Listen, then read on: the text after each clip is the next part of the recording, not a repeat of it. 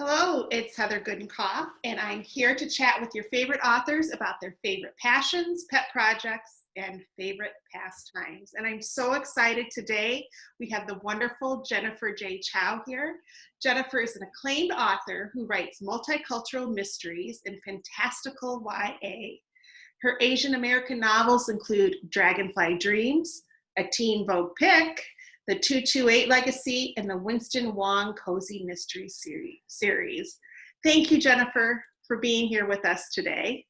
Thanks for having me, Heather. Yeah, you bet. And so what we've been doing is just chatting about what some of our favorite authors, some of their favorite things to do are. And so tell us about one of your favorite pastimes. So one of my favorite things to do is to bake, which I've been doing a lot now, especially being at home. With the pandemic, I think a lot of Exactly. us have really taken to that hobby too, as you know, we have a little more time at home and getting ready to try a few new things. Now, quick question: did you try sour bread dough? You know, I haven't. I had friends who did it, and I sort of was waiting to see the results before I started, and then I decided it looks like a lot of work. There's a lot of work. I tackled it and I could never pull it off. Could never pull it off. So, but I admire those that do. So, when did you first really get interested in baking? Has that been a lifelong love of yours, or did it come about more recently? I think I started pretty young, but actually, so my mom didn't really bake. And what happened though was I must have been in sometime in elementary school, but I saw that she had this like little pamphlet. I think it was like Mrs. Fields cookies, and I was like, "Oh, we could make these at home." So then I started trying my hand at baking, and unsuccessfully at first. Yes, I think we've all had those epic fails with baking. What are some of your favorite things to bake? Let's see. I think I still like cookies a lot, so cookies. And then I really like breads, like, savory, like banana bread, zucchini bread, like that kind of like the heartier breads. And sometimes I do like a more savory, like quiches and stuff as well. Okay. Now, and you look at your whole gamut of the things that you've baked and tried, what is your most successful accomplishment as a baker, would you say? Successful accomplishment. I think, well, when I first did it was like a banana cream pie. Ooh. And I think I, I was trying it out for the first time. We had friends coming over and they had seconds. So I thought, that's good. No, it's a success when people ask for more. Yeah. Absolutely. What about epic fails? Have you had any of those? Oh, yeah. So, well, the first time I tried baking a cookie, I thought, so this was when I was a kid, and I thought, oh, you just throw some flour together, and I couldn't use the oven because my mom didn't let me use the oven at the time. So then I used the microwave. And then my poor brother, I was like, oh, I made these cookies, someone want to try these cookies? And he, was nice enough to say yes. But then he bit into the cookie and it was like so hard, he couldn't even eat it. So the poor guy. So that's probably my first fail. And then in college, I tried making this chocolate, I think it was like a chocolate silk pie from scratch. And I was melting the chocolate, but I left it on too long. So it got a little burnt and it still made a pie. But when we tasted it, it was more like burnt chocolate, almost coffee-ish in its taste, but it wasn't really what I was going for. Wasn't the intention, right? The Yeah. coffee taste. Well, I've had too many baking fails to count, but I still love to do it. I find it very relaxing. And I don't know why that is, because I guess maybe it's just following the directions and you have this plan to follow, and then you get this something great to eat at the end, hopefully. So yeah, so with the pandemic, um, you said you were baking more. What are some new things that you've been trying? Anything new? Hmm. Um, we did, well, we did some It's actually with the help of my kids. So we did some peanut butter cookies the other day, which turned out well. And then I tried this recipe for my friend. She had like a pumpkin spice granola. Oh, So yeah, that was actually really good. oh, that does sound good. Everything's pumpkin spice this time of year. So Right. yeah, the granola really sounds good. And what's something that you wanted to try and bake, but you just haven't done it yet? Maybe it's on your wish list of things to give a try for.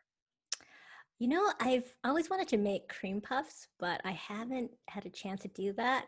I used to have a friend growing up, and every time she had a family gathering, her mom would make these cream puffs, at home. And I just remember being so in awe of that, and I wanted to try it, but I'm a little bit intimidated. Yeah, that seems like multi steps. Like you've got to do the mixing, the baking just right, and then there's the whole filling the cream puff. That's Right. I've always wanted to do, and I know I don't know the name for it. I think it's French, but I think they're cream puffs, but they're built like into a tower, and then they're like glazed with caramel or some kind of sugar glaze. It looks beautiful, but it's way too ambitious for me to try. Maybe someday. Maybe someday. Um, Top baking tips. If you were to tell somebody what your number one top baking tips would be for success, what might you say? Follow directions exactly. That's probably number one. Um, I found that a parchment paper is a real lifesaver. Like for a while, I was just like, trying to scrape it off tinfoil and stuff, and it's definitely been helpful. Other than that, I just have fun. Yeah, yeah, that's the key, I think. Do you have a favorite ingredient that you just love to work with? Like it just makes all the difference in what you make. Hmm. I well, I tend to be like more liberal with my vanilla so when I'm baking, so I I, like to add that extra vanilla. I love vanilla. That's probably the one thing I don't measure. I'll just put a big old dollop in there and hope for the best. So yeah. What about a favorite book or cookbook that you go to that has to do with, maybe it's a book from literature that has to do with baking, or a favorite cookbook? Well, I would say that my favorite cookbooks and recipes actually come from friends and family as they pass down sort of traditions to me. But in literature, I would definitely say Joanne Fluke's Murder Mysteries, the Hannah Swenson mysteries, because they all have a little baking theme, and it's got both. It's got the baking and the mystery, so that's definitely a Yeah, nice pick. those are great. Those are great. I also like oh gosh, the Goldie series. Like she's a caterer, and she does these mysteries too, and they're a lot of fun as well. And those are cozy mysteries, and you write cozy mysteries. And so, can you tell us a little bit about your first book in the Winston Wong series? Well, the Winston Long series came out in 2015, so there's three in that series, and so that one's the set in Silicon Valley, and it's like an ex video game tester turned detective. And then the new series I have is actually called a Sassy Cat Mystery Series. Yeah, It, yes. it has a pet groomer. She's in LA. Her name is Mimi Lee, and she has as her sidekick this talking sassy cat named Marshmallow. Oh, great. Now, do you have experience with pet grooming or I mean, cats? only watching the pet groomers, right? I don't have any professional experience. Um, Same with cats. There's some cat allergies in our family, but we do have like friends and relatives that Yeah. we see. Though there's nothing like a great cozy mystery. And I know you have a new one coming out. Mimi Lee reads between the lines, and Publisher Weekly says this is catnip for fans of talking cat cozies. So it's right up pet lovers, right up their avenue. And I know they're going to be excited about it. What new adventures does she have in the new book? So in Mimi Lee reads between the lines, Mimi Lee's helping her younger sister, who's sort of on the police radar as a suspect when they stumble over kind of a body in her workplace. They have to kind of clear her name. So she has this. Mimi kind of has this track record of needing clear names because in the first book, Mimi Lee gets a clue. She lands on the suspects list and has to clear her own name.